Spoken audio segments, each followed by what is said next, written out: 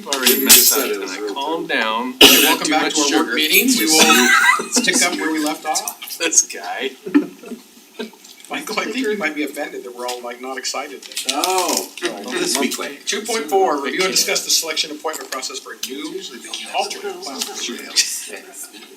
So I'm just going to hit the highlights here. What is being proposed is the selection of a planning commission alternate because of the vacancy from Kara and her change to the city council.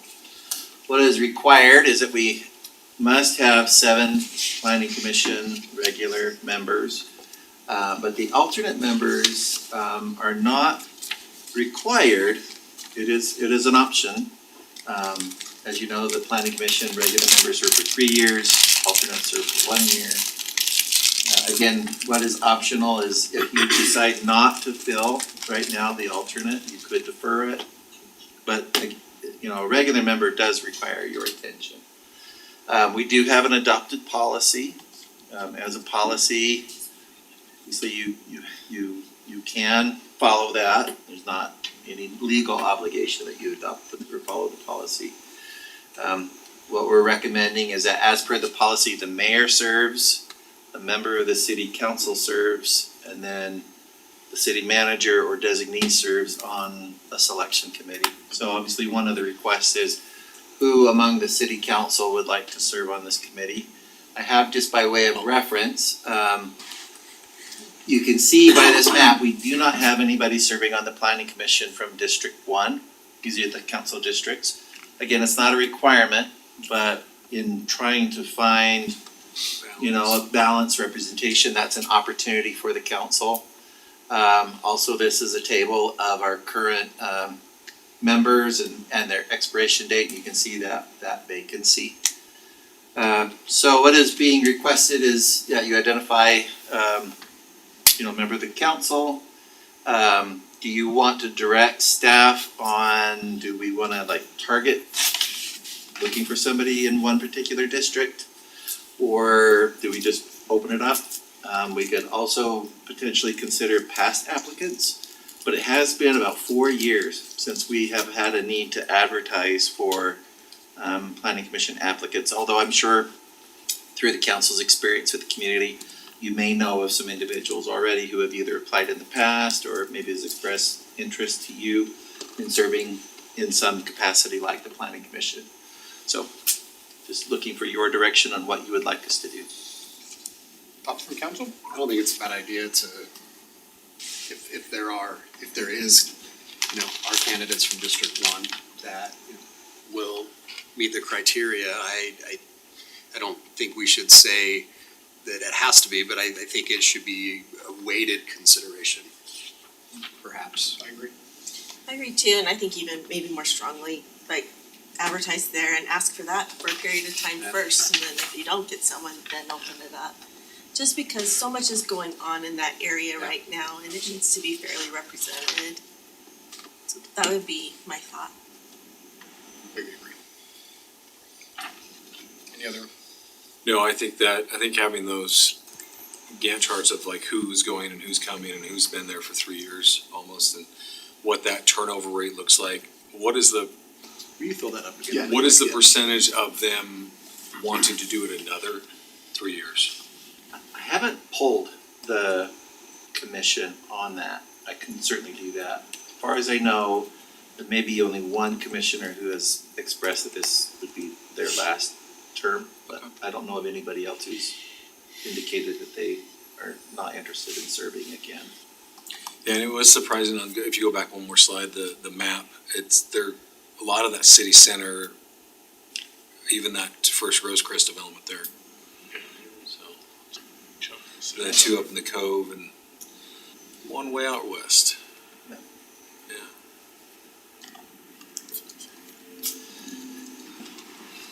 So council designee, who wants to? So I'm happy to do it, but if you're looking for someone in District 1, do we want to offer it to Jared first? Or does that matter, or? It's Jared on. Jared on. Yeah, as far as being on the committee, I don't think that necessary. So if you'd like to do that, Tara, I think that'd be great. I will make a concerted effort to reach out to all the different groups I'm in contact with, especially with some of the issues that we've had recently, Yeah. including a sign you can see from space. I think we might have a few volunteers. That'd I be think great. given your service on the planning commission, yours is, Interview the questions, same. so So you guys have a really good handle on what will make a good candidate. Sounds good. So we'll obviously work with communications and getting the word out and setting some typical time period for a response. So we'll keep you updated on that. I would like to keep the bench or the alternates full, so when one rolls off. It has been great. I'm honestly, this has been the best planning commission experience I've had in my career. And the change was when we allowed our 3 alternates to fully participate in the discussion. What was happening before that is an alternate would come, and if they weren't needed, they might sit in the audience or they might even just leave. And it's just generated a lot more participation and comment and feedback on everything we do. Well, you get that. Yeah. Years of learning, watching, Yeah. and, So it's been terrific. And then also just say, I talked to some other cities that don't have alternates, and then sometimes they have to cancel meetings. Yeah. And so to be able to get a quorum, so it's a great thing to have that. that makes people upset when you gotta cancel meetings. Okay, thank you. Perfect, thank you, Michael. Okay, 2.5, discussion regarding the proposed rental fee schedule for the athletic fields. Wendy. Trevor and I will be tag teaming this one. Anything with numbers is obviously Trevor related because out of the I just spend the money. That's what I'm good at. And anything like program process wise is more why I'm here. So we have some new parks, which is amazing. They'll be coming online for rentals, which is one of the things that kind of sparked this conversation. We know we've needed to relook at this for a long time. It's not my favorite topic of discussion to have with the council. And I think you all can understand why that is. But we'll dive into it. We also have the community center room, which is going to be available for rentals as well. So Trevor has a super fun spreadsheet. He can throw in numbers, change the model If you wanna see it. if you wanna see it. And if is like bold. Okay, we'll start with the community center. Monty and Justin have been working on this project for the last Well, over design. year and a half. They're almost to the finish line with it. It looks fantastic. Councilmember Anderson had some really good questions about the community center. The room is just over 4,000 square feet, and to give some idea of what that is, our room downstairs is 3,100. So it'll be bigger than our community room downstairs. This project is a phased project. We are in phase 3. And the reason why it's taking so long is because we're using community development block grant money for this, and we only get so much per year. So it's really dragging out the process. Plus, in addition to that, the government shuts down, then opens back up, then shuts back down, then opens back up, and we're going back and forth with the county because they're the middleman between us and the federal government. It's a whole thing. So, we'd like to set rates for the community center. Trevor has put together the costs, taking into consideration personnel, operations, utilities, all of those fun things. And we propose the rental fees to be as you see here. These are similar, they're the same as they are downstairs, right, Trevor? In the community room? They're similar in structure, but the rates are different. Okay, Have we factored into O&M costs into that? yes. Yes. I do anticipate, we will be doing senior programming over there now, or once we get the facility open. And Friends of Harriman will occupy some of the space in the evenings and on the weekends. So there may not be a ton of rental time available, I'm not sure. we'll just kind of see how it goes. Our hope was to free up our community room here more for meetings and those types of things. It is booked quite often. And this just gives us another place for community gatherings and events. And from what I saw, these fees were like kind of to break even, right? This isn't being used as a moneymaker or anything, No. right? We can't make money, A little bit of a deficit. deficit for residents, so.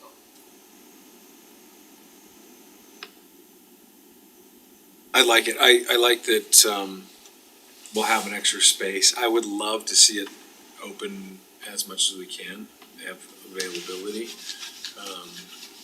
Because that's one concern we have, like looking for any space to hold like an election party event or a wedding or anything besides going to a private event center, which we are getting some now. But prior to last year, or the year before, there was no space for those kind of events.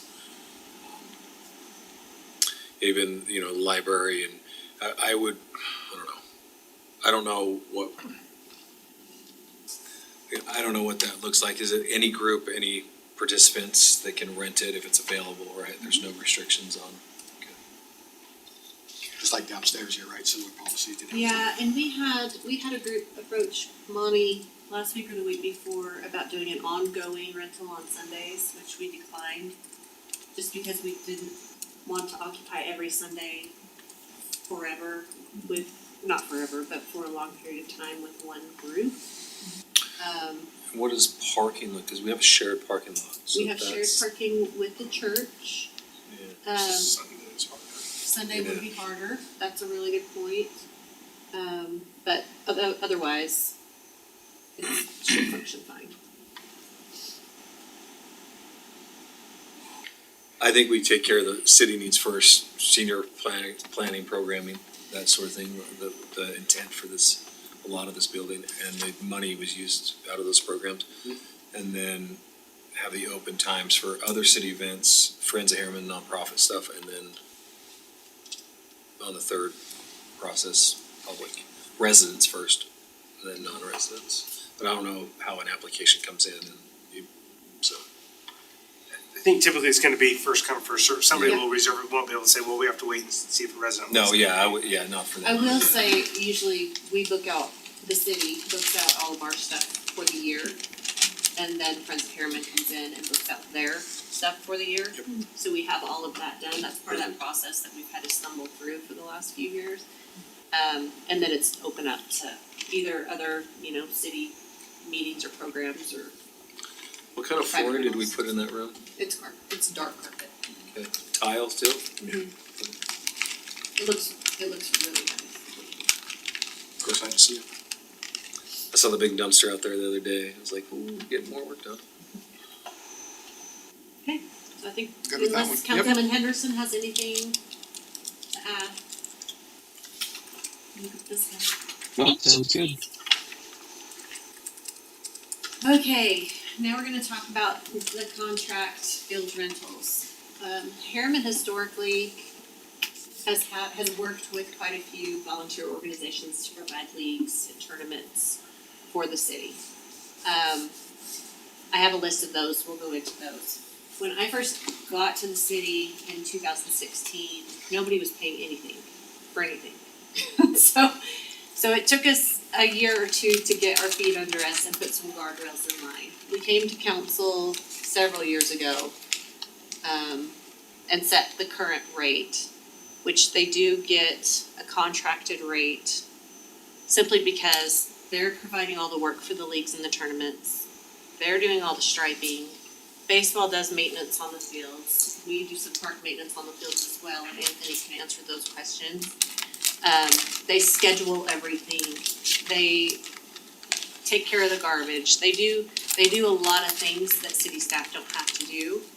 And Nathan and I have both worked in cities where the city's running the leagues, and it's a terrible thing to do. So, overseeing youth soccer is not my idea of a good time. Mayor, I don't know how you feel about that, but, That's why I ran for mayor, I wanted to get out. so we do depend on them for their volunteer hours, their service area hours, and then we don't have to do it. Salt Lake County also runs a lot of recreation league programs, soccer, basketball. I think they're doing a rugby program. I don't know if that's still going because of the Warriors, but Probably gone. anyway, the county also does some, but most of our organizations out here are volunteer-led organizations, community-based organizations. I have those lists right here. We did reach out to them to get their roster percentages. We heard back from the top 4, and that gives you an idea of how their percentage of Harriman residents that they're serving. I will say Harriman baseball and Harriman lacrosse both cross over into Daybreak into South Jordan because those kids feed into Harriman. So we do have a lot of South Jordan kids in those percentages. Ochre Mountain Girls Softball is more of a regional based softball program.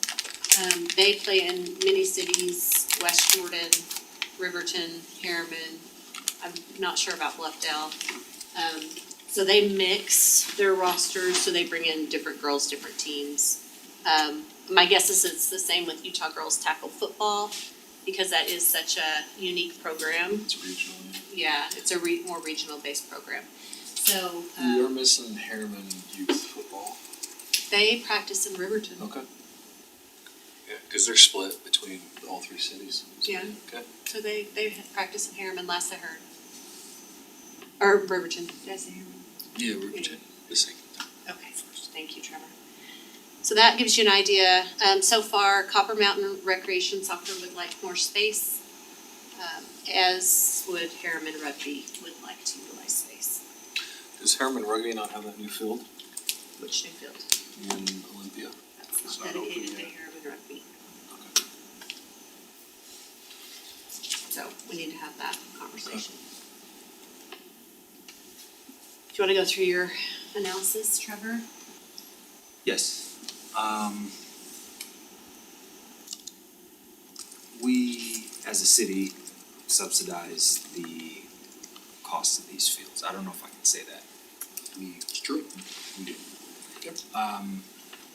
To the extent that you see illustrated here, there's kind of a darker reddish, orangish, rusty looking. Salmon. I called it salmon. It's like the color of my shorts. That line I never there, wanna see that color again. Alright. that line there, labeled current level is indicative of our current level of subsidy, which is the city covering 95% of the total annual cost for our 20 baseball and multi-use fields. And 5% is covered or recovered through rental fees from contract sports users as well as non-contract users, so one-off rentals throughout the city throughout the year. And so the tables that you see here are essentially telling the story of if you as a council want to move that subsidy level to another tier, what that would mean in terms of change in rates essentially to make that cost recovery to the level of your appetite. Do these programs pay hourly, daily, seasonally? They pay a daily rate seasonally. And is 95% similar to the subsidy provided for baseball? So this is an average of the subsidy to baseball and multi-use Oh, okay. fields. I didn't look specifically at what the baseball's subsidy was versus the multi-use fields Okay. or other partners or contract organizations. For those subsidies, the different subsidies between organizations, is that based on an increase costs that the city has to take care of something versus something else? Is that, or is it just? Does that? So if I'm right, Between- Trevor, is that the total cost is what we spend on all these fields combined, so we took all their costs, that $849. Right. And right now we get 46,595. That's how it came to the board. And it's not broken out. So Yeah. whenever you have an operating field, we maintain it. Frankly, we're maintaining it whether anybody's using it or not. The more heavily used, probably you start to increase your level of maintenance you have to put on it. So that's not always it's the same cost whether it's sitting or being used. But I think this is just a real high level. Does this include any employment time? This is just the field maintenance, repair, It does water, include it does staff. include staff, okay? Yeah. And do we know if this is similar to what other cities are doing with the level of subsidy? I can speak a little bit to it. I don't think any other city's doing this type of analysis Okay. on this. To be completely honest, I don't think, we've never done it until now. They also negotiate their contract rates with their organizations. Otherwise, like South Jordan's is a day charge, it's $50 a day across the board for whatever For field any it is. park or any Yeah. section? But they don't disclose what their contract negotiations are either, so I'm sure. And one thing, like Bingham Baseball, quit their league, and so now South Jordan City's running all of their baseball leagues, so they've had to hire staff to do that. It's wonderful that we have such good organizations who are so good at doing it, that we don't have to do that. So I just wanna make sure I'm not discounting how much work they're doing as organizations. That's really helpful. Well, and there's people playing on these fields other times too. I mean, there's Yeah, being yeah. used that we're not accounting for that. So this is an overall cost, so we are subsidizing. So, and I don't think the percent, again, I love your now, but I don't think it's I don't think we're subsidizing that. If we were just take the amount of time they're using the fields, but I think that percentage goes down, right, of how much we're subsidizing those Correct. hours. Cause there's gonna be a lot Yeah, and I- of open time. If I might, I've worked in 4 cities and looked at these. There is no park that covers its cost 100%. You can set those.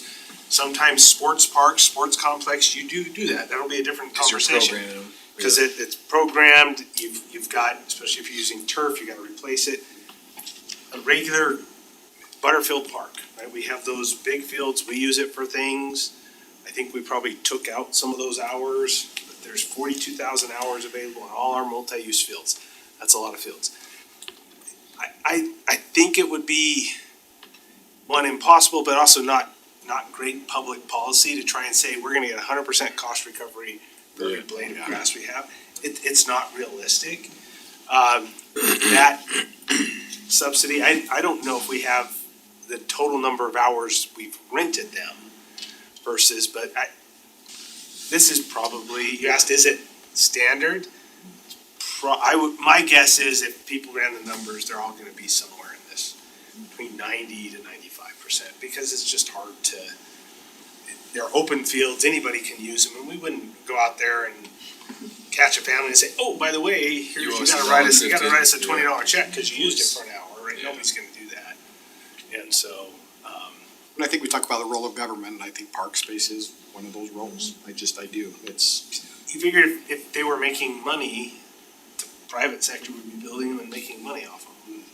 We'd be out of the business, but it's an amenity, it makes it more livable, as we've talked, so I'm not even sure subsidies the right amount, it's just, Sponsor. this is how much revenue it generates, this is what it costs. You're never gonna get those equal, But even if we were, take all the organized sports away, would we take that park space away? No. Right, so.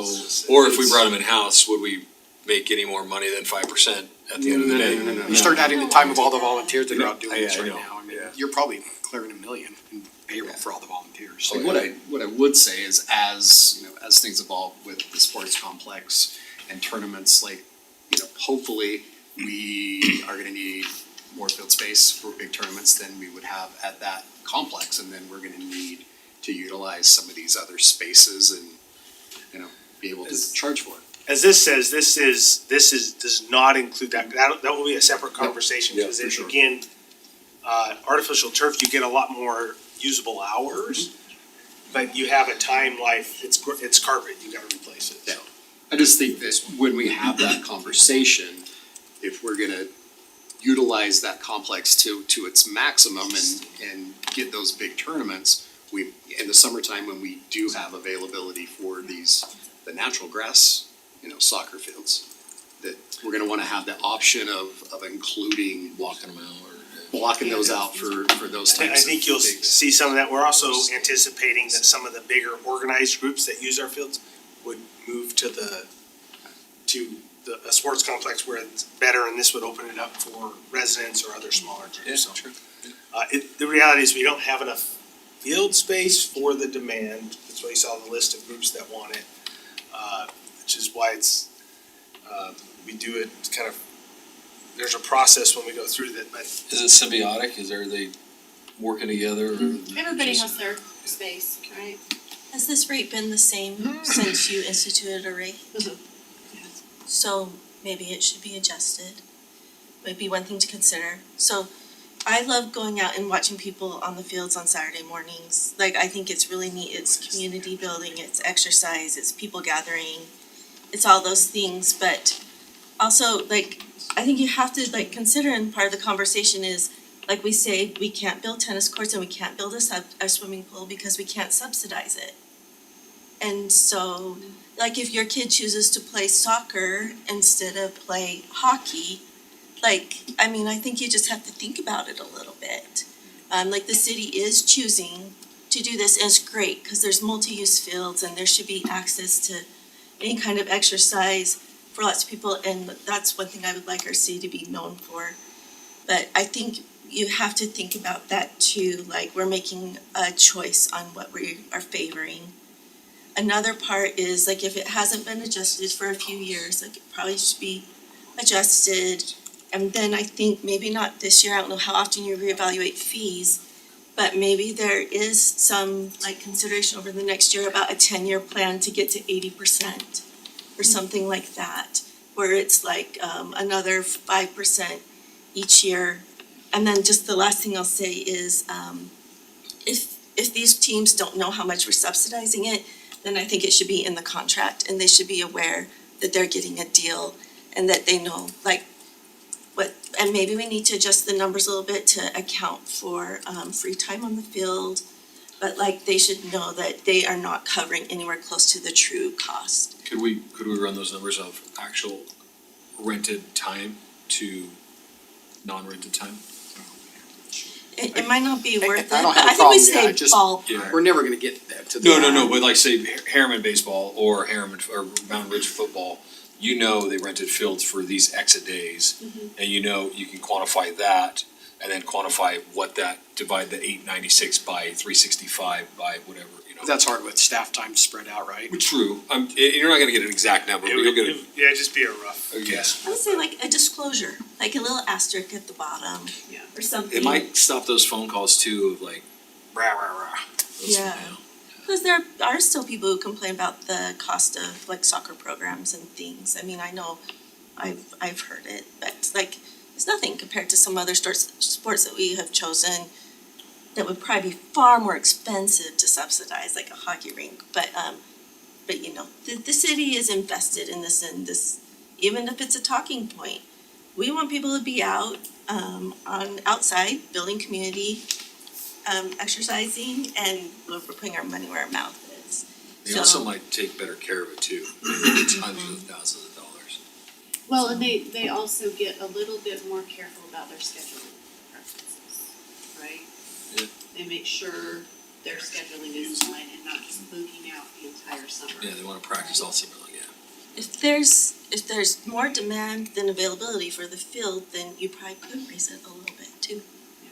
So, but I don't want anyone to go to a surrounding city because our leagues are way more expensive than others. And so, Or I drive mean, out of town to practice in the field. yeah. But we got high schools driving to American Fork to do softball. Like, so there's opportunity there to keep people in town. For informational purposes, besides like the program, volunteered sports programs, how often are we getting tournaments to, come? No, we don't. We're just It's not just our getting anything organized right now. groups, yeah. Okay. Is that There's just not our a field space for it. quality? No, it's just they run the tournaments, so our organized groups run the tournaments. So I'm not saying anything needs to change now unless like there's like really a lot of momentum for it, but I would like it to be something that's considered in the next year before we reevaluate these. Okay, we recommend just we have 2 new parks coming online, Mountain Ridge and Monument Park in Olympia. We would just recommend that we do the same consistent rate across the city on our multi-use field parks for both our contract rate folks and our resident and non-resident rate folks. We do have a very small, Trevor calls it a Pac-Man, percentage of non-residents and residents that also rate the fields in addition to our contracted sports. What was that percentage, Trevor? Do you got the Pac-Man? It was like 4. Yeah, it's really small. So For the- non-residents? for both Both, right. non-resident Oh, and okay. residents that are That just aren't kind of supposed to be. one-offs, yeah, that aren't affiliated with the league or Family tournament. softball game. Okay, you need to go to Jared. Jared, go ahead. Yeah, it was a really good discussion. I apologize that I can't be there today. I had another procedure done this morning. I'm not supposed to sit for 24 hours. Oh, geez. But luckily the anesthesia has worn off enough that I can think and talk. When it comes to this one, lots of good comments. Just a couple quick things. Tournaments, we're not going to get any tournaments from any organizations simply because we don't have the number of fields that it would take to run a tournament. They're not going to run a tournament with fields being spread out all across the city and you got to drive 20 minutes between.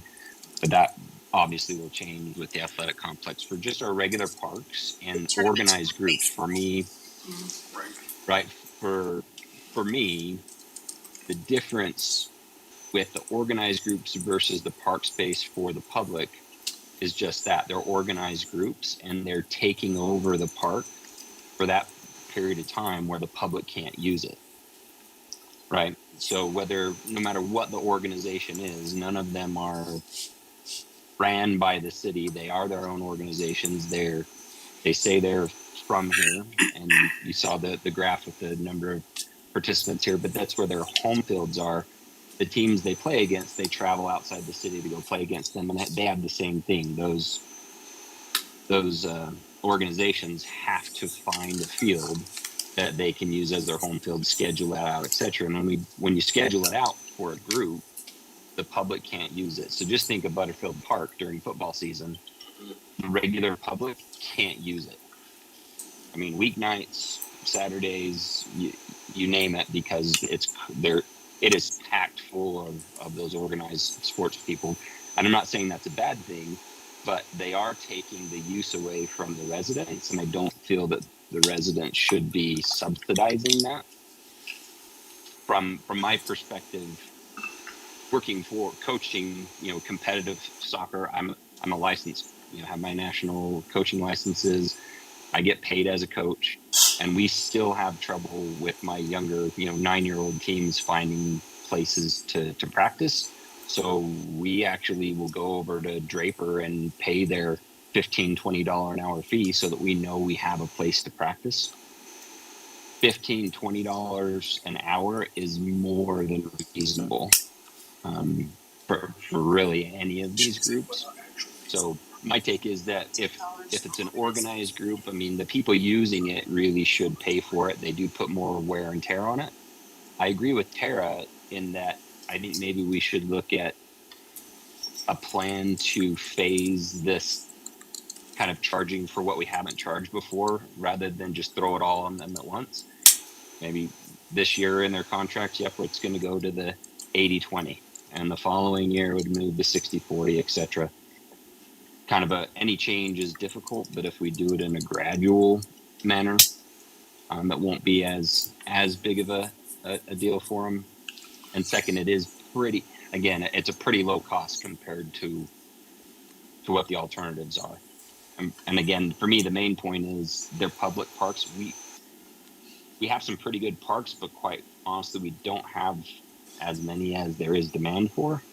And if we're letting organized groups use them, then our public who's actually paying for them can't use it. So That's my take, because I do think that we should charge something. I do think that we should phase it in over time. We're never gonna make up all the costs or anything, but they should at least kind of pay their fair share.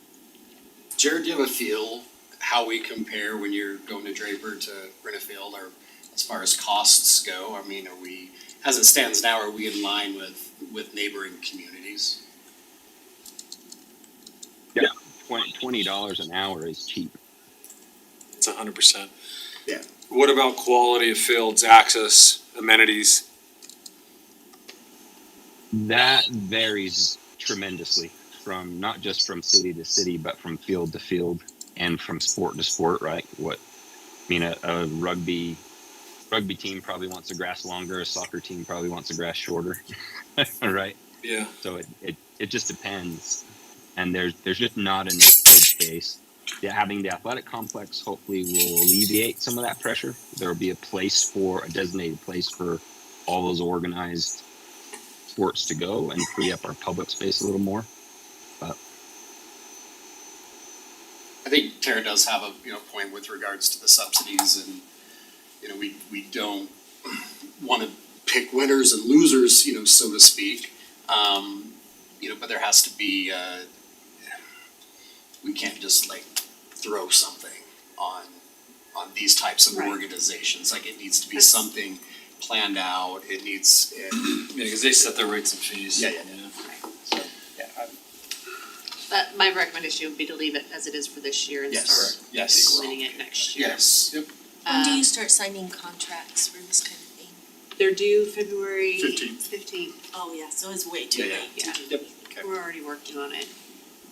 Lauren's done a really good job organizing all of the field rentals, and getting all their contracts done and scheduled, and we do give priority placement to certain, like if they've historically used that space for 20 years, they automatically get that space for when they need it, as long as they've paid their bill. Oh, that's good. Do you have anything about fee analysis in the strategic plan? I think we do. It's probably not detailed as far as this goes. Yeah, it's probably not ours, it's Like in probably your to lower make sure that level. our subsidy. Yeah. Cause right now we're at $10 an hour, so we are, but that's For- for an individual, not a organized, the That's organized for is a quite a bit. resident So per 20. hour. A non-resident's 20. 20, Could we look at just bumping our resident, non-resident, not our program sports to a higher rate? most of Such a that's small program sport. Well, I know that, but, 4%. well, I know, but we could bump them to $20 an hour right this year.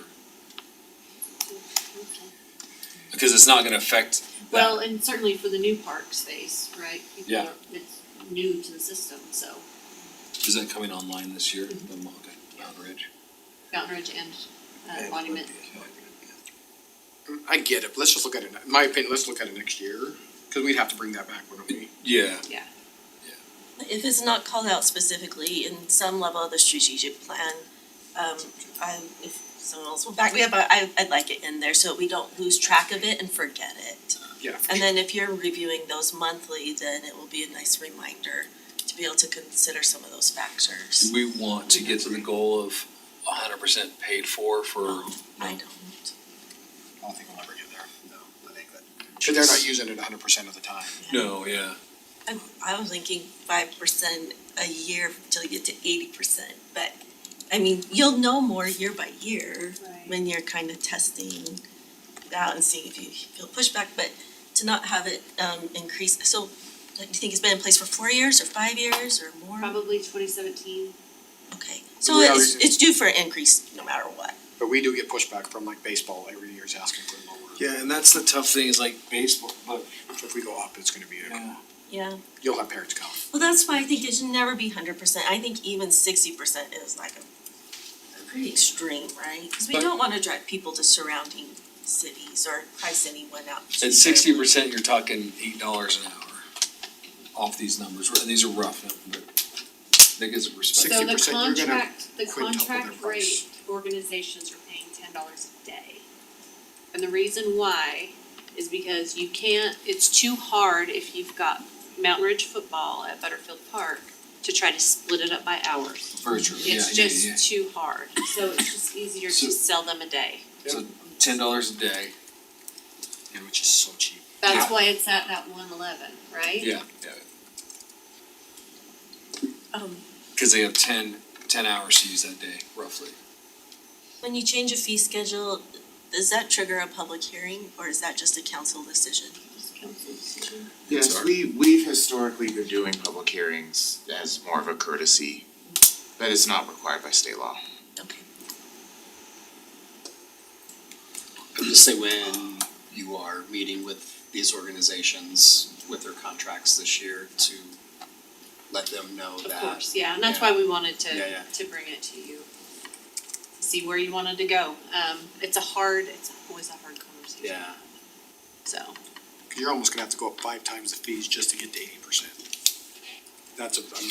well, I when don't you go to think, the I don't public- think we need to be, you know, the, 900 grand or the 850,000 agreed, yeah. bucks is like, that's, for the whole year, right? That's not taking into account what the costs are while they're there using, the Can field. we- Maybe that's something we need to maybe try to quantify a Can little we, bit. can we switch that from hourly, I know you broke it down to hourly for this, but for how many days those programs rent and what that daily cost is? Go daily cost rather than a hourly cost? I can tell you. It's like a quarter Of the 900? of the hours, and so it'd be a quarter of that annual cost as well. So, and then those annual costs are gonna go up every year. True. And so, like, we should at least keep pace with, like, So it 225. shouldn't be less every year. How many days does Mountain Ridge rugby or football take at Butterfield?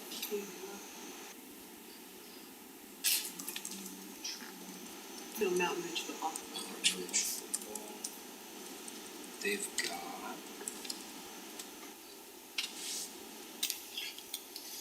Why are they practicing there instead of at the high school? No, this is all They're youth youth sports. Oh, leagues. Yeah, youth yeah, they sports. can't touch high school fields. And no, that's another topic of discussion. Yeah. they're Sure, that's doing about scope. 1,500 hours. 1,500 hours or 1,500 days? 1,500 hours, 5 years. 1,500, okay. So do we keep track of it of hours? And then, So I don't know that we track the actual hours used. I think when they come in and strike the contract, they say, this is how many hours we anticipate. and then they divide it by days, or how do they pay the We $10 just, we just do it day by day. They can give us the hours to make their reservation, so for example, they need it from 5 to 9 PM for practice. Okay, But that's a day, nobody else is gonna use it that day, yeah. right? So using the rough 25% of the number, that's gonna put us at roughly 30% of the total cost of fields for the year. Like, just for super rough numbers, if you're looking at, what do you say, 225? I said 225, I did 225? 900, maybe Yeah. round numbers. Okay, so, yeah, so it's roughly 30% of that. So if we are currently, if they're currently at, at 5%, and we might be looking to make it to 30% of that cost. I get it, but you're gonna have a riot, I tell you, Oh, I you'll know. have a riot. from We'd have a the full police. council room. You're gonna have, I've if you try to go up that seen those much, council meetings where all the little children show up in their baseball uniforms.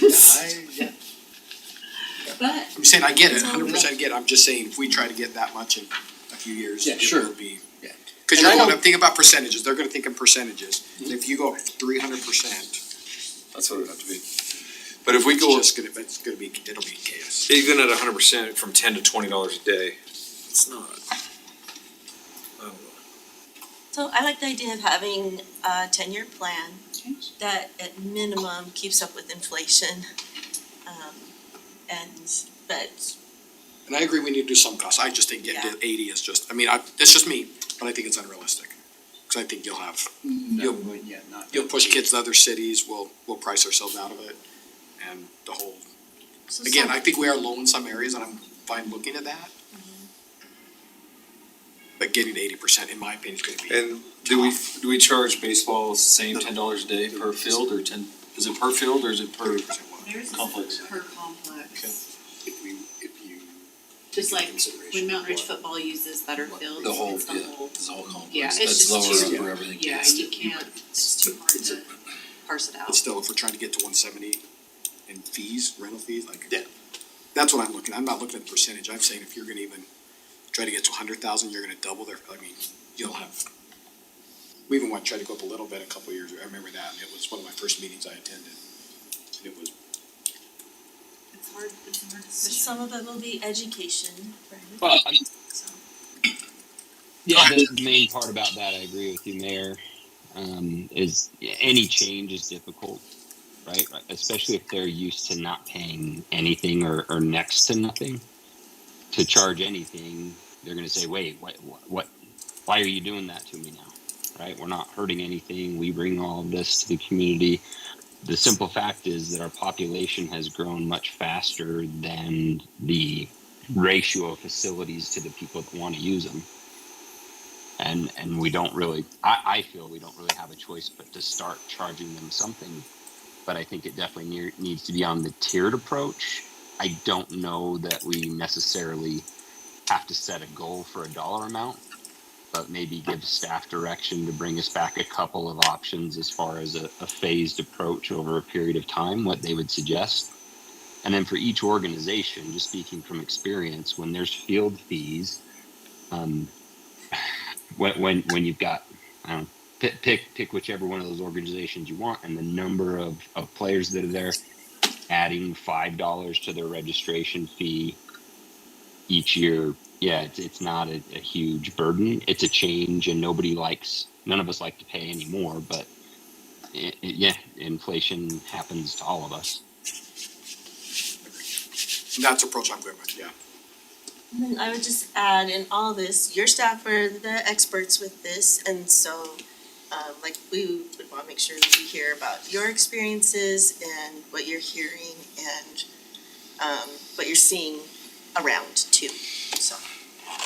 So for this year, we're just going status quo, we'll bring back a plan.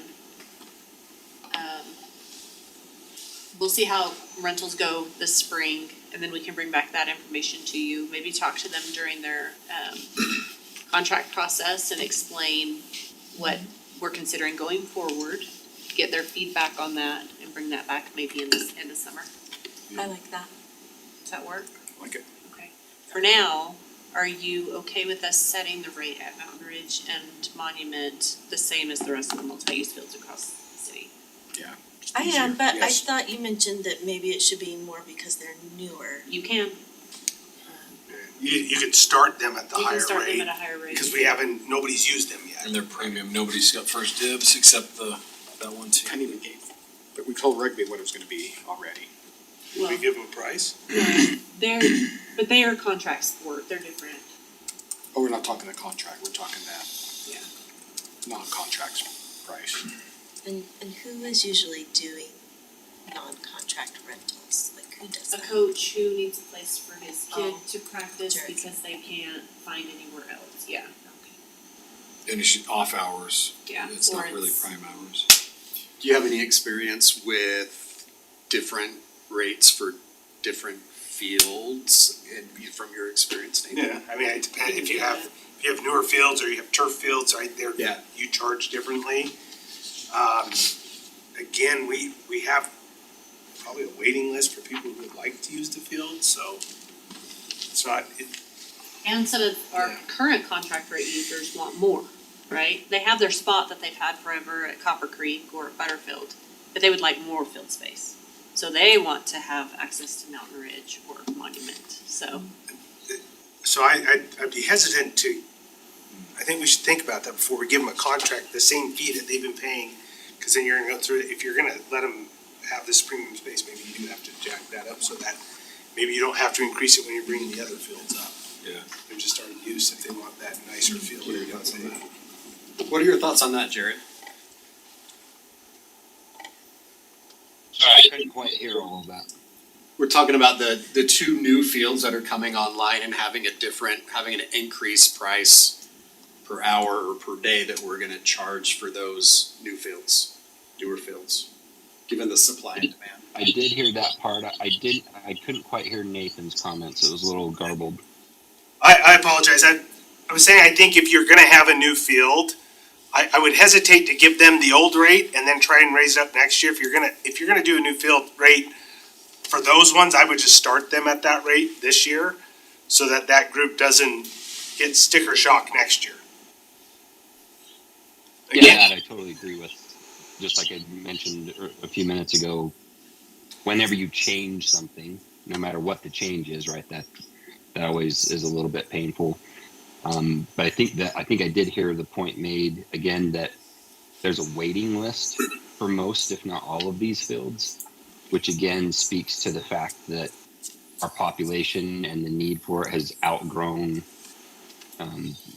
our ability to provide it, and the groups that are using it currently are preventing not just those other groups who want to pay for it and be competitive, but our residents who are the ones paying for it don't get to use it.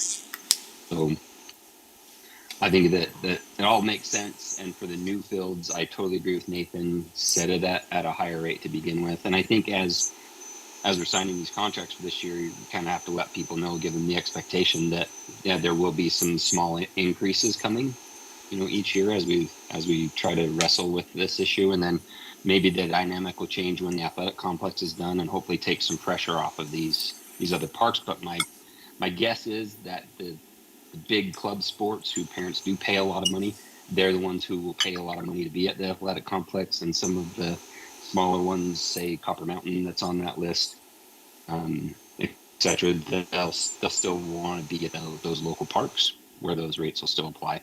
So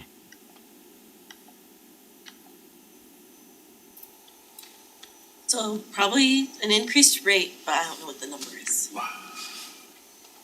And this is just for Those are coming one-off, on this year, correct? Yeah, we haven't just never for used the them. new parks, just for like people who are making one-off reservations. Well, you're still gonna have the contractual agreements to So- come in and negotiate. So, and I guess that's where I'm confused.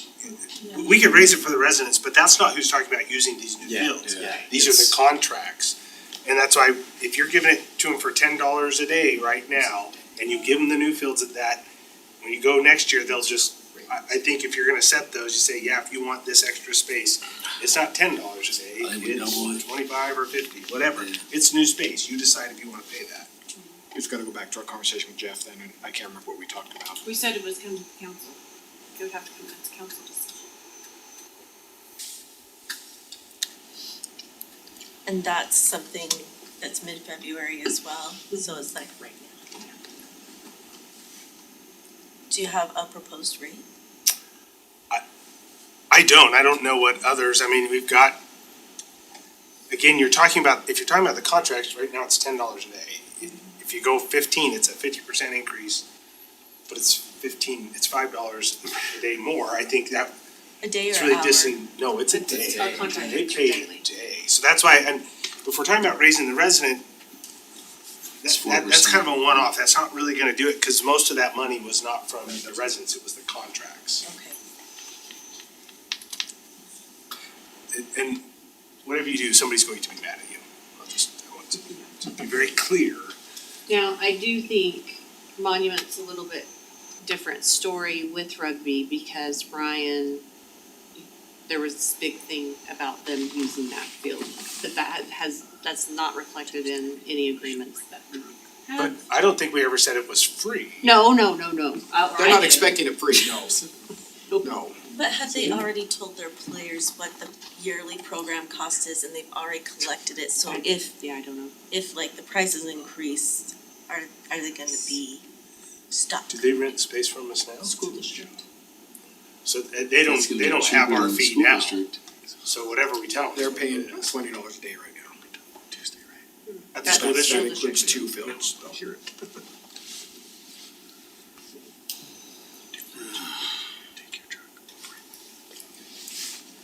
And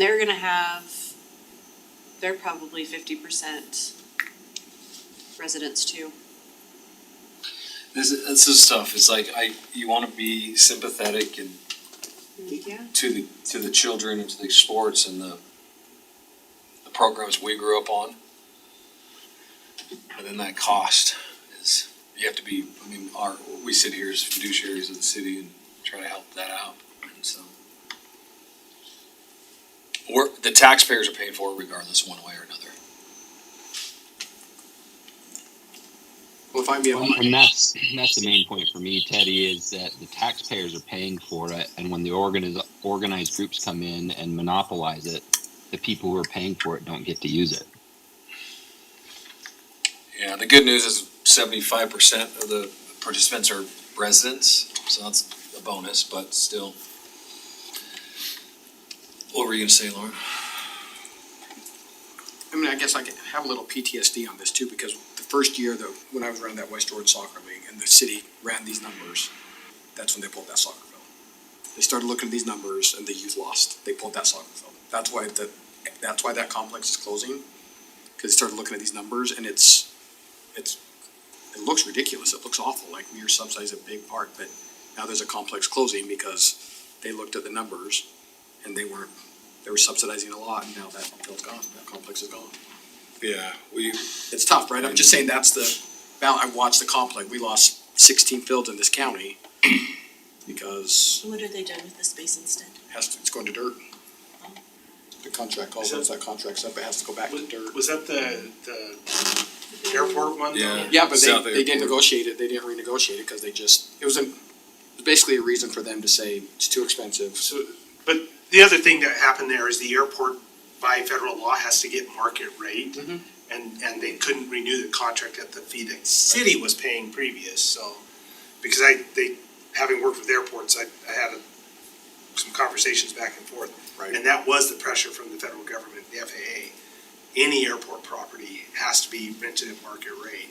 Right. So they had to look at what the supposed market rate would be, and then I think that was one of the ones where you couldn't pay the fields. Kind of pencil. $10 an hour isn't gonna pay what FAA says that land is worth. So there are multiple factors, but once they start doing that analysis, it was done. As I said, you're never going to get to 100% on a field like this. And again, we can run some numbers. When did we set the $10? Probably 2017. So it's probably gone up 30% since then. Just inflation wise. And again, I'm not arguing against, let me be clear, I'm not arguing against an increase, I just don't know that it's this year without, I don't. the applications are already coming in, even the new fields.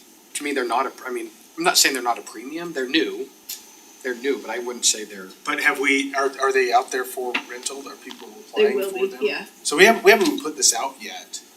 We've talked to some of the leagues that have asked about them. Are they coming online this year? We've said yes. I just think if you're gonna do it, do it, but it's up to you. my professional opinion, if you're gonna do it, do it. And I'm If one not, voice, and I'm sound like okay. I'm a lone voice, so that's what I said, It's okay. that's just my 2 cents. It's the fight this year when it's brand new and they don't know any Yeah. difference, or next year when you increase it on them. Me Or maybe you personally, do it this year and say there will be an increase next year. Like we're doing with all the other things. I don't know. It's up to you guys. Timing, let me think timing too, if we're not meeting again until after February, we're past the deadline, I mean, we may be, if we have a public hearing on it. I'm starting to worry about the date, with the dates we're gonna start Yeah. committing to people. I would,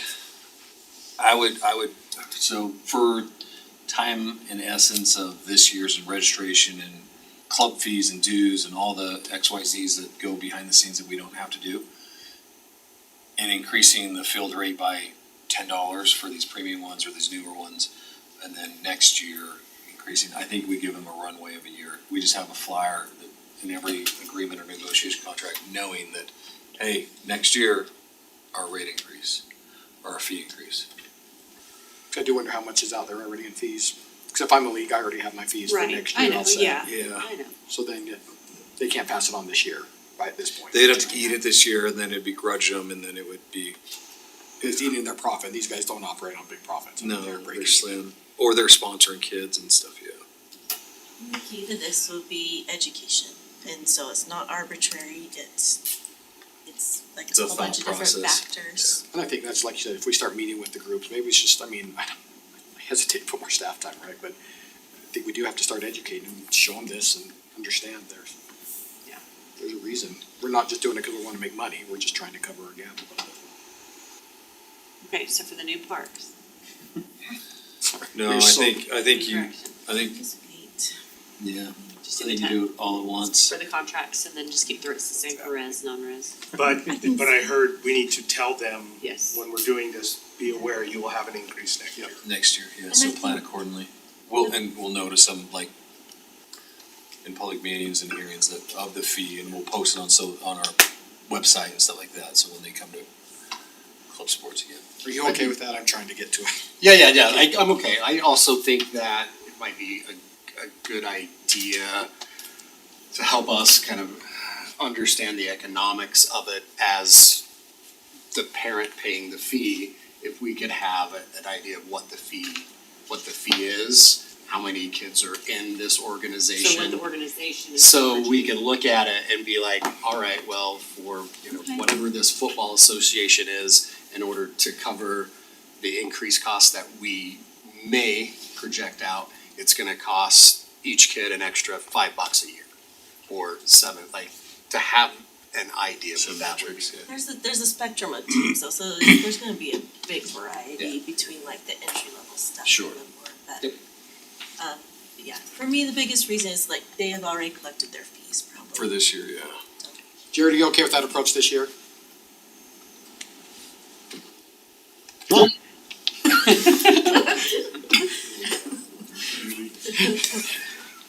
We beat this dead horse a lot. Yeah. Yes. Okay, you good, Wendy? It's a hard Oh, discussion. and again, I'm not, I think we have to go off by just the timing this year. Is what scares me. Well, we're saving money on fertilizer though, A little bit. Okay, 2.6, update on Parks Rec Department fertilization program. Grab this clicker here. Oh, sorry. I know. It's already in there. And I will be brief, it's way past my bedtime. We can move it to the end, yeah. Alright, so That's the young guy. just pulling this up.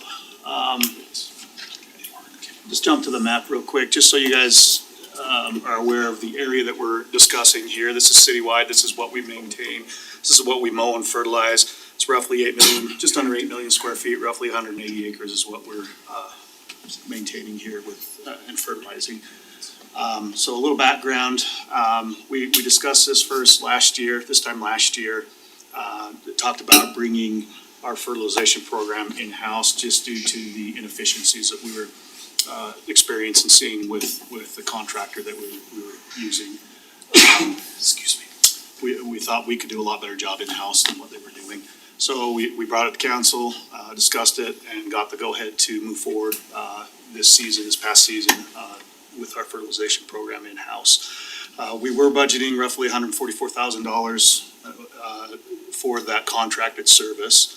And ultimately, our goal, like I said, was to improve our efficiency and our end product that we were getting with this program.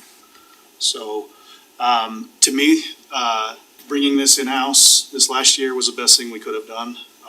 I have seen the results. I don't know if it's been noticeable to the public or any of you if you've been out there and seen it, but as we've been keeping a close eye on things, we've definitely seen the overall health of our turf increase. It's just a deeper green, thicker thatch. Everything about it has had improved. And I think that just speaks to the fact that we just weren't getting what we were paying for with the contractor. Our high use areas were a lot more durable and bounced back a lot quicker than they had in the past. The weeds that we were seeing, the dandelions and other weeds that are in the grass were greatly reduced from what we had seen in the past as well. So to me, this was the best thing that we could have done. And I apologize, I wanted to put some satellite imagery up there that would demonstrate the difference. You could visually see the difference in the in the turf and its coloration and the quality, but just the variation in the different satellite imagery, it just doesn't show up on the satellite images. So I apologize, I wanted to be able to show that to you, but it just doesn't show, it just didn't translate into satellite imagery. So there was some great operational benefit. Excuse me. So it allowed us to just have direct control and control over the quality of the program. The coordination that we were with our watering schedules and Mother Nature's watering schedules, that was an added benefit where we're not having to communicate with a contractor and try and communicate our watering schedules with them, and they're kind of on their own schedule because they have so many other parks and areas that they're maintaining. So for us to have complete control over when we're out there in the parks, when we're applying, and we can coordinate that with the watering schedules, that was a win for us as well, which allowed us for a lot better nutrient uptake and and we were able to reduce our waste quite a bit as well. There was a lot of increased efficiencies with our staffing as well. So one of the selling points of bringing this in-house, if you'll remember last year, was that we would be able to hire a full-time employee to come in and manage this program. Half of his time would be spent managing the fertilization program, and then the other half of the year we'd still have his services to use elsewhere within the department. And that played out pretty much how we anticipated it with the budget. So we projected, this was our 2025 projections. We projected roughly $143,000, which is right at what we had budgeted for. With 88,000 of that being going towards payroll and 55,000 of that being material. And then our actual numbers, as you can see over here on the right, were pretty close to that. We did see a little bit of a savings there, but of the payroll, roughly half of it was attributed to the fertilization program, and then we were able to use the remainder for other services within the department. So to me, it makes sense to move forward again this season with the in-house services. I mean, obviously there's some alternatives to consider if you'd like, but if you have any questions, I'm happy to try and answer those now, but I would recommend that we move forward as we did this last year. I think it provided a great benefit to the city in our parks. I'll just say thank you, because programs like this and changes like this work because you have great staff. And so I think it's awesome that you found a way to do something better that serves the city better with, similar resources, right? Yeah. And so I really appreciate That's that fantastic. initiative to look at that and see where change could be made and make it happen. And I just want to give a shout out to Caden Webb. He is our parks employee who's kind of taken this and made it his own, and he's fully invested in doing, the best job that he can. So he does a great job, and I think we'll even see some increased efficiency this year as he's kind of learned the program and he's getting better at what he does and more efficient. I think we'll possibly see some more cost savings even this year. So. Yeah, we're 40 grand Caden's ahead. also awesome advisor. Yep. Fantastic. He is. You and Shannon do a great job. So we should point out, as we add more grass, when we talk about savings, we may be spending more, but we think we'll save. I look, every time you add grass, you're gonna add more cost, so trying to keep that down at the same time you're adding fields. Don't just judge it by how much the actual dollar is, it's really how many square foot, how we're doing it, so. We're trying to remove grass too, if you've noticed up here. Yeah. Good. Take it It out. does look good. It's like every mile of road, the maintenance cost goes down by half a cent. If you think there's other areas in which we might be able to do it better, then. Yeah, and that's forward thinking, right? Yeah. Not just letting Let's- the company do whatever. Yeah, let's take a look at other things that, could be out there. Yep. Good work, Amy. Okay, thanks. Love it. Thank you. Thank you for hanging around for 5 hours. Sorry you had to sit through an hour-long fee discussion. It pertained to him too. Okay, love it. Okay, 2.7, December 2025 status report, Trevor. So last Mayor, one, council, status is good. We did well last year.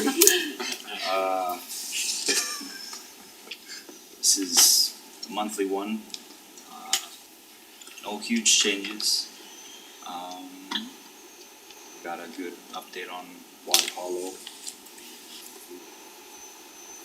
Happens. I also included with this the annual kind of summary of 2025. Went up about 2.5% on our population, and sales tax dispersed was an increase from the calendar year 24, about 2.8%.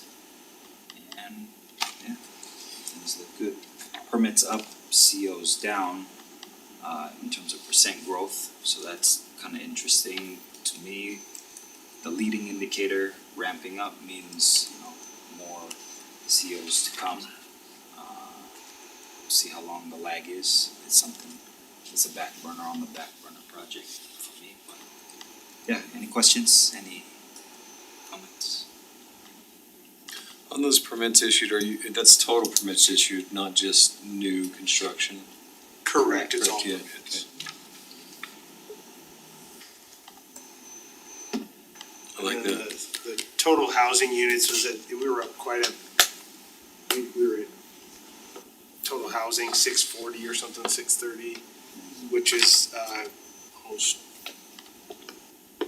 we were at like 440 something last year, so that's the COs decreasing, we didn't have as many starts last year, we've had more this year. So since everybody assumes we build housing, I guess we didn't build as many. But our number of permits are still there, right? We're open. I was sick for a month, I couldn't build it. I've seen the picture of you with the hammer and out there doing it, so. It's out there. I don't know how to price a hammer, so. I Yes. just have a tiny request, on the next one, sorry, this is so small, but like a little more variation in the colors on the green Yes. for like people with old eyes. Well, I think the projector doesn't help We're too. colorblind. I've got Yeah. 4 eyes, I can't Right, even Tara? make Yeah. Tested through the rain. Yeah, That's fair.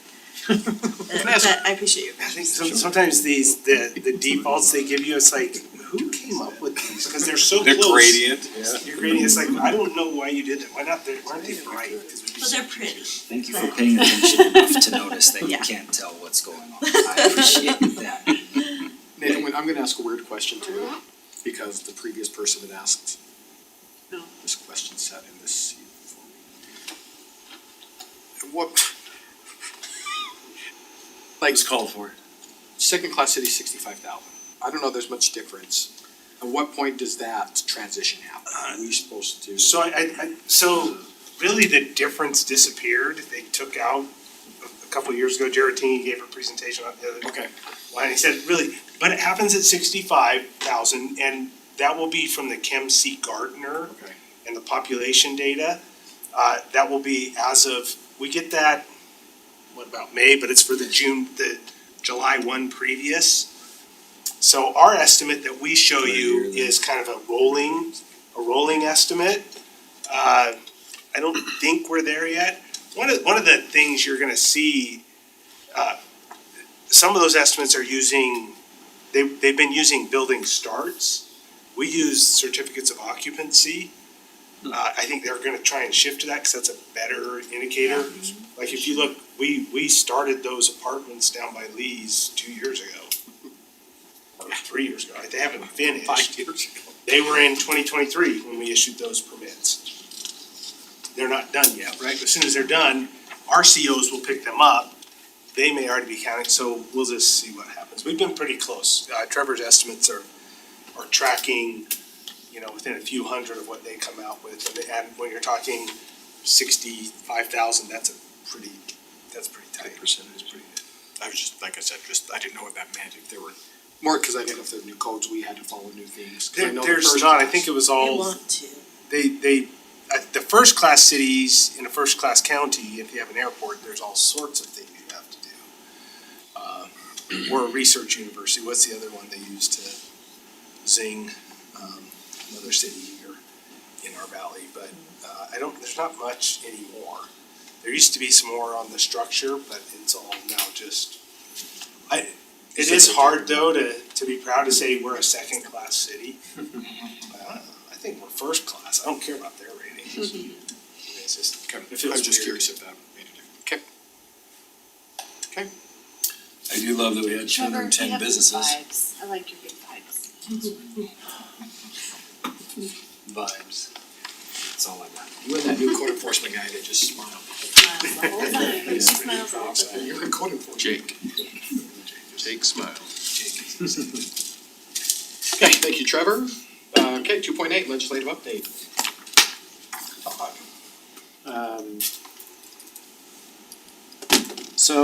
There's just a few bills that we wanted to put on your radar. Of the 600 plus. On the land use side, we have Ward's Bill HB 184. This is the priority land use bill for starter homes that would totally preempt zoning regulations if they meet the definition of starter home and essentially the lot size of 5,400 square square feet. feet. And they can submit it either in a narrative or sketches. And sketch isn't defined. No. Sketch is not defined, narrative is not defined, nor did we Starter find home. out there is no age requirement on who draws the sketch. That was the question. Yeah, that was a funny question. Do you really think it'll go anywhere? I don't know. Fillmore is a co-sponsor on the Senate side. Ward ran a similar bill last year that ultimately didn't go anywhere, but he just keeps pushing, and Fillmore's obviously a big supporter of that. So we'll see. Tusher is running HB 239, kind of a strange. It creates a committee of mayors in Salt Lake County that that they have to create annexation policy maps essentially for the whole community. And a municipality cannot annex area unless it complies with that committee's plan that they do. So essentially we give them some land use authority. Yeah, no. In concept, I think municipalities have weird boundaries. And, they can go over streets and you look at, Riverman. this spot. It doesn't. We're up north, where South Yeah. Jordan wraps around us. Yes, so I get the understanding of it, I think it's probably good planning principles, but giving land use authority to, that committee, I think is concerning, so, I think you see a lot of fighting too between the cities. very well, Arm wrestling. yeah, and politicking behind the scenes. Politicking, yep. And it's $300,000 for Salt Lake County to stand up the commission. So I don't think David knows the position. 300,000 for the county? They have to pay for it. The staff. Do you wanna talk about WUI? Yeah, That's the last land use one. Whittison wants to talk about Woo. Whittison wants to? Yeah. Whittison has So this is HB 41. And I wanted to bring this up because in the league yesterday, and Whittison happened to be here and we were talking about it. The league on Monday at LPC, Jared had said that they were proposing an appeal process for municipalities to appeal the state if it was rated a 5 and above, that the municipality could appeal to the state to make it a 3 or 4 if these parameters were in line. And when I brought it up to Whittison, he's like, that's not gonna work. I don't know that it's not gonna work, but, yeah, are you talking about the WUI zone, right? Yeah, the WUI zone piece, right? House Bill 41 is the construction and fire code update to the 2024 International WUI code. So, if that happens, if that passes, then I guess you guys would have the choice. Technically, there's nothing explicit in the bill that says you have to adopt this. But there is a little nuance there that if the state identifies that as their adopted code, according to House Bill 48 and our CWS agreement, we have to have that same code, or Harriman has to adopt that same code. Yeah, and did we adopt didn't we just say we Look use through the the map. state's codes for building? That is a good question, whether it's just, I'm trying to remember how How we, it's because referenced in we've there. adopted this back in like 16 or 17. We were one of the earlier WUI 2017. adopters. But that was our map back That was our then. map. Yeah, We now need to adjust it Yeah. and it does, that code actually does define better how you would identify your WUI zone. And it's a little bit more data driven. It has to be documented findings of fact on how you identify that WUI zone and where the code would apply. So that would take a little bit of work, but we have the URAP map is that 5 and above, that's the general guidance from Forestry Fire State Lands that if Can you go back to the website, John? when you look at that structure exposure score in that map layer, the risk layer of risk areas 5 and above would be considered in that WUI zone. That can be, it's kind of your decision on what that looks like, but that's the guidance, and it also can be ground truth. It needs to. Are you looking at, so this is a very common thing that happens. This actually, what you're looking at is called the high risk boundary map. This has to do with House Bill 48. They're two different maps. So if you go to This is- themes, map Yeah, themes. go to themes up there. up At on the the top. upper left corner. Down left, Oh, he's got you can't see his mouse. to the right. Oh, Yeah, so this would probably be the default one. So deselect that high risk boundary map. This is the one that I talked about a couple weeks ago where this has to do with House Bill 48. It does affect some of the Harriman residents. Go to It had smooth structure. structure exposure score. Maybe not the smooth one, just the structure exposure score. Yeah, and this would show you, down in the references there, you could probably I throw haven't in seen the that. municipal boundary as well, and then when I you think hover they've over only those. have the smoothed one that you can see. I don't see That's the all regular. we've been able to see. Oh, really? Yeah. That's what Oh, they've okay, been I have telling a us to look different, at, yeah. I have a different login, so that one's fine. I got. whoa, can see. humble brag. It's called advanced. Yeah, that's what it is. We can't handle it, I'll man. see if I can get you access. I applied and they said We're I had it, but I basic. still can't get it. So anyway, when you hover over those different colors there, it's gonna show you at the bottom tabs where the structure exposure score is, and that guidance is 5 or above is basically the guidance for where your WUI zone, where the code would apply. This would actually meet that documented findings of fact if that's referenced in Oh my the gosh. ordinance where we're using this map layer as identifying the WUI zone, cause this is science and data driven information. But it would probably impact a little bit larger area than what we have John, currently. put that over in the Cove area. Yeah, close. It's hard to see, but most. Back towards you a little bit. It says radiant colors. Right there. Can you have the municipal boundaries on there too, Jonathan? On the references on the lower left? There you go. Maybe that could help. Yep. And then you can change the transparency too, so it doesn't bleed it out. He is advanced, everyone. He's been on this side once or twice. I don't have a reference point. Is the white hole in the middle Black Ridge? Yes. That's Black Ridge. So I mean, yeah, almost the entire community.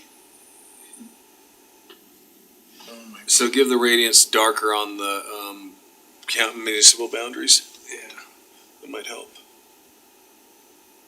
See. There you go. I'm set. Oh, it kind of blurs it out though. Well, you can see it's High most country's of the all red. community. Yeah. High country's the 8-8. My gosh. And real high level, like, what does this mean for us? Well, if it does pass, then in effect, we're gonna have to adopt My house. the WUI, the 2024 Center. WUI code. Where And we that's, at today? like I said, it right doesn't explicitly say that, neither does House Bill 48, but what that does say is, if Harriman wants to enter into an Before. agreement with Forestry Fire State Lands, you have to adopt the code that they have And established, and We have we, an agreement. so, and so CWS agreement is, you talk about that agreement that's been pending forever? oh my goodness. I'm gonna get it next week, promise you. Really? No, You should say it'll come so, next month and then there's never a. right, I just barely got, during this meeting, I got the MOU, which references the agreement, which we don't have and it is expired, so I'm hoping that that's coming at some point. But that CWS agreement is very important for Harriman to have in place. And it, sort of like an insurance policy where the participation commitment is the in-kind work that we do, and your team gathers some data from residents on what they do to reduce risk, and my division comes out and we have training and we do mitigation work to meet that in-kind, and in return, the state will pay for any fires that we have, including the aircraft costs, which are very extraordinary and can be very extraordinary. So that's sort of the give and take that agreement. It's very important, I think. And as part of this, that fee to property owners who are in the rangers, that's something separate. It's a totally separate thing that has to do with House Bill 48, and that other kind of amoeba looking map is the residents will be affected by House Bill 48 and the fee structure that's applied to those areas. Okay. And they still don't have that fee structure, correct? So I don't know the dollar amounts, but this, right now, the fee structure is based on taxable structures on the property, and is based off of square footage. And then in 2028, after the assessment period is done, they'll be put in 3 different classifications based on that square footage as well. So high, medium, and low of the high-risk areas. And then the fee structure will be based off of those classifications. And So- adjustable due to mitigation So- efforts, right? And adjustable based on if they do those mitigation efforts and stuff, never really being able to fully remove themselves from that particular high-risk boundary, but, and there's some insurance implications as well. Yeah, in and those. from the building code, if we probably need to amend it to say we're adopting the latest, or whatever the state has, you would have to decide how do you apply it here, cause that can require the fire sprinkling of a house and doing some other things like that. There's some requirements. One thing about House Bill 48 is though, it explicitly excludes the automatic fire sprinkler section 602 from this. What they're adopting. Yeah, and that's because it's already in the fire code, it's already referenced there, and that eliminates any conflict between the two codes. So as a city, say our city-owned areas, our gullies, gulches, our interface hits the property of homeowners, are we required to do anything to mitigate that, or?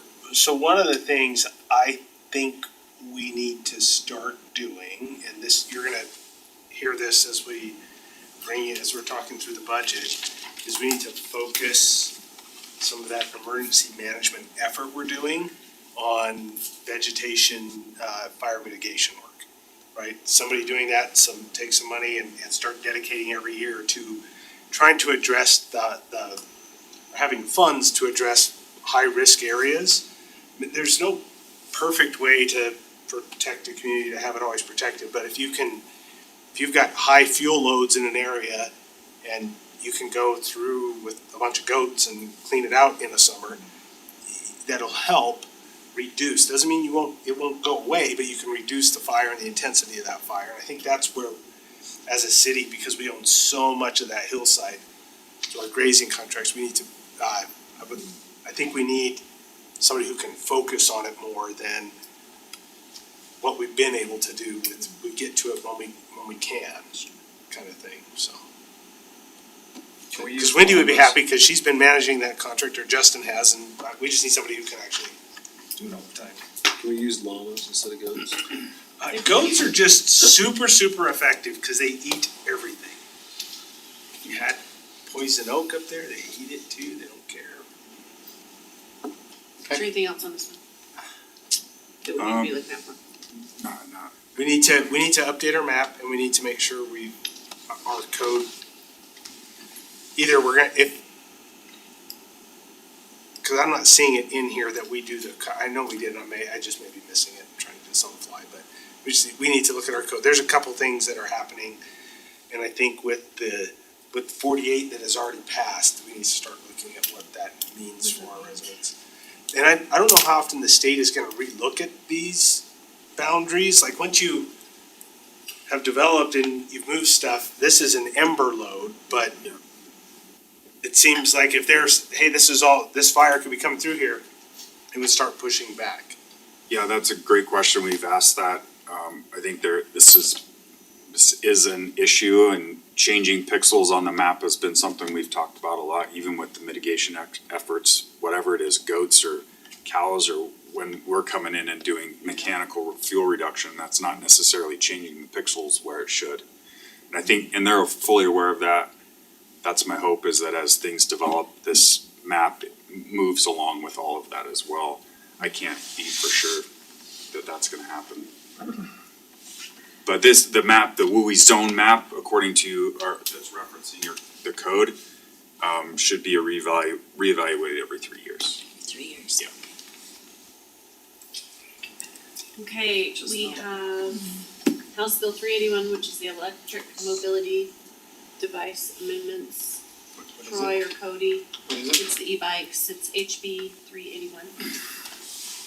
I read through it preliminarily today and didn't get too deep down into it, but I think they're trying to control, Feels like a lot more enforcement. yeah, the unlicensed driver.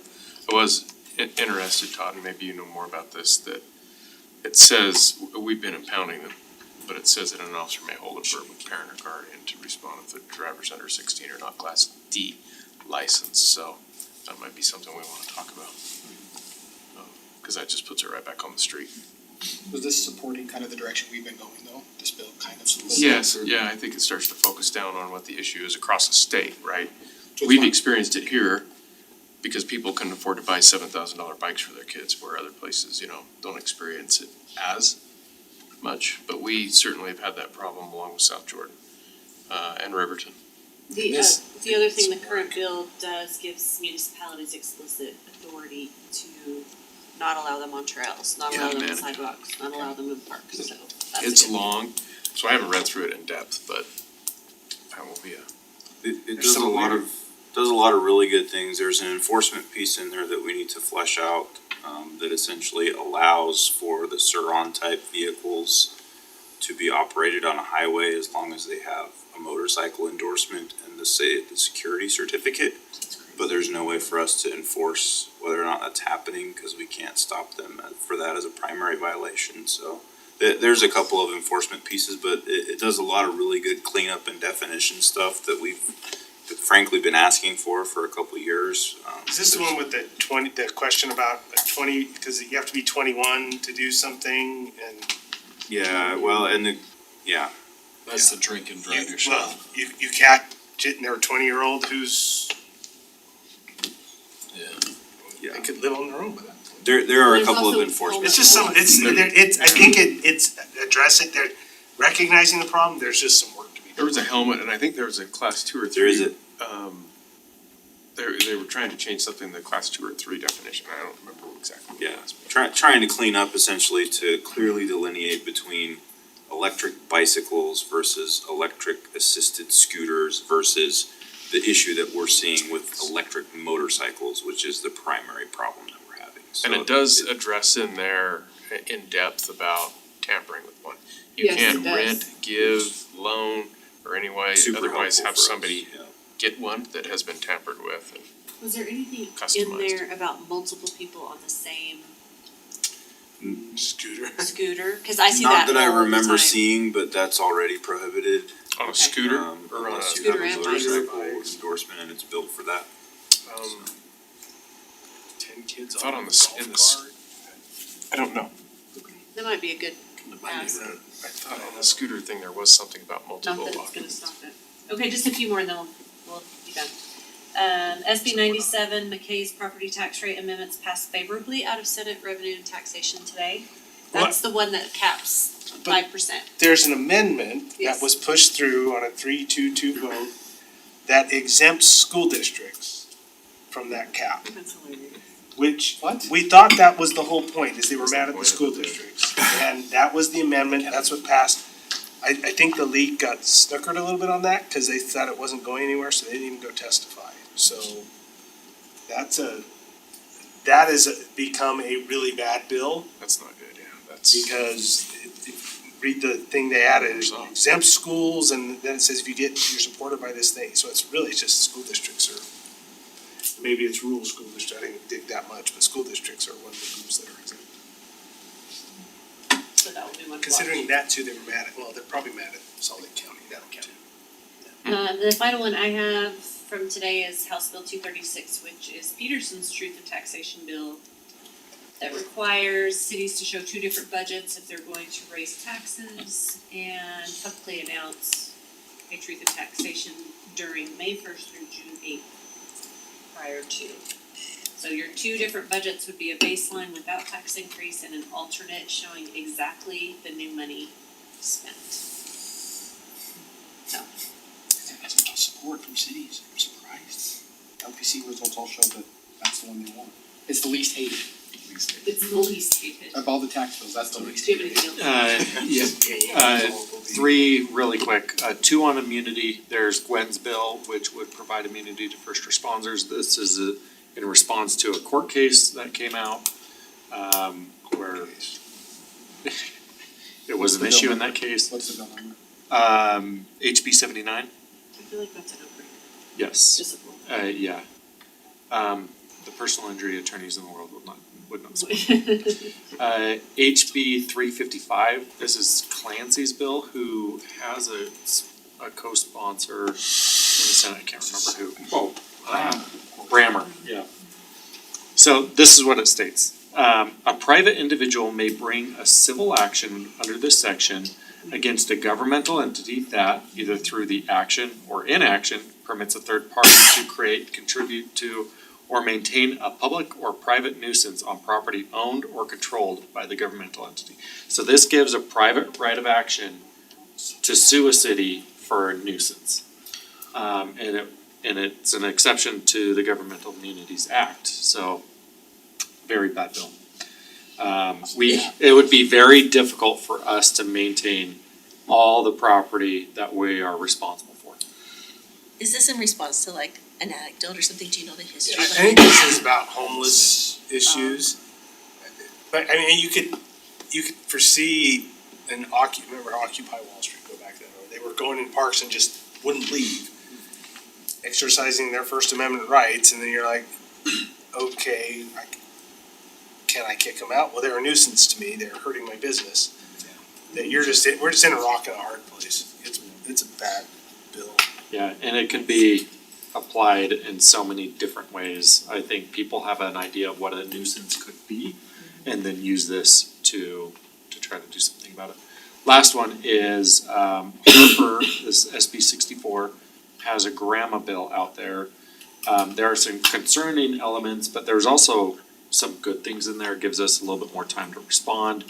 I went through it pretty extensively and sent some concerns that I've had over the years in grandma to Jared Tini, and he met with Harper. Harper was inclined to include some of these issues, like governmental entities have discretion to waive fees for grandma requests. But then you can appeal it and appeal it and appeal it to the government records office, to the district court, even though we have that discretion, and they can overturn it. Things like that. So it's a good, I think overall it's a good bill. It does require like a one-page summary of and training on grandma, but overall I don't think it's I think there's a lot more good in it than bad, so. Would our city personally be hurt of it with the provision about how like you could refuse to get a hearing, or you could be refused a hearing for a similar? That's some of the language we are cleaning up. Okay. That if the city has the same facts, then it could be denied. But it's hard to say that our facts are the exact same as Riverton's facts. So, yeah, But that would apply to us, like we would be affected by that, do you think? potentially, yeah. Okay. If we get the revisions that we asked for, it wouldn't, I think it would be a good thing. Cause if we're dealing with the same issue from, on the same set of facts, then we want the same outcome. Okay. Yeah, so, I see. we just don't want the same outcome as maybe Riverton that has slightly different facts. How about the language in there that talks about, it's good that the person applying for the request has to provide some specificity. Yes, However, if they can't, we have to assist them in doing that. Like, how Yeah. do we feel like that's gonna affect staff here? yeah, it's always great to have definitions, and that was one thing that I put in my comments, when it first came out. But yeah, flagging it where the city recorder then has to help them, or it's required of the city recorder to give them reason, or to help them submit a request with reasonable specificity. The language that we're proposing, in response is that, the city recorders can give some guidance. So it's not, cause one, there's a liability Not issue their that if opinion, we're yeah. giving advice and that sort of thing. But it's another thing, we do this all the time, even recently where we need some more here and, you know, tell me exactly what you're looking for. And that is very common, I think, with recorders, and I think that's a good practice, cause we don't wanna waste our time on a request that we don't really know what they want, so. Or it's overly broad, or that's. I think the media will probably push back quite a bit, so that's why I bring it up tonight. And as you all know, there's a ton more out there, but They keep coming every day. we do our best to on top of them. The league really depends on Todd a lot for Jared, I guess, depends on Todd a lot. Jared calls me all the time, like, yeah, he called me at 9:00 last night. Do you have a second? Sure. It'll make you wanna stay I'm putting here my, than yeah, I'm there. putting my daughter down to bed, talking to him. Yeah. I'll finish this paragraph in this book after I'm done, I promise. Okay, well, thank you everybody for the bills we follow. That brings us to the end of our general meetings tonight. Yep. Okay, Agenda. I'll look for a motion to. Oh, yeah, do this, yeah, let's do this. We'll take a quick break. Go ahead and do the motion. Cody can say. Knock yourself out. You got it right there. I'll make a motion to temporarily recess city council work meeting to go into closed meeting for the following purposes as provided in Utah State Code and dated 52-4-205. A, discussion of character, professional competence, and physical and mental health of an individual. C, strategy session to discuss pending and reasonable intimate litigation. Okay. Second. Teddy, second by Matt. Teddy? Yes. Matt? Yep. Tara? Yes. Jared? I guess. Jared? Is he there? Somebody's sitting up at 10. Gosh, if he answered. There. I guess so if we want to. Oh, yes, so we're going to close, we'll stay here, who do we need? We'll start with litigation, Yeah, Nathan, and we me, can, Todd, yeah. and Cody. Are you Cody making him Chief, stay? yes. Oh, Troy. He only has so many left. You're not making me regret my Do decision. you have any paper I'm trying to speed up your decision. What about Kyle, Todd? Kyle, for litigation? No, I think we're okay. Thank you. Yeah. Thanks, Todd, thanks. Your favorite person, right? That's my favorite person. I'm sorry. Okay. Just need to. Said no one ever. He's giving us discount on vehicles. You guys. Nice.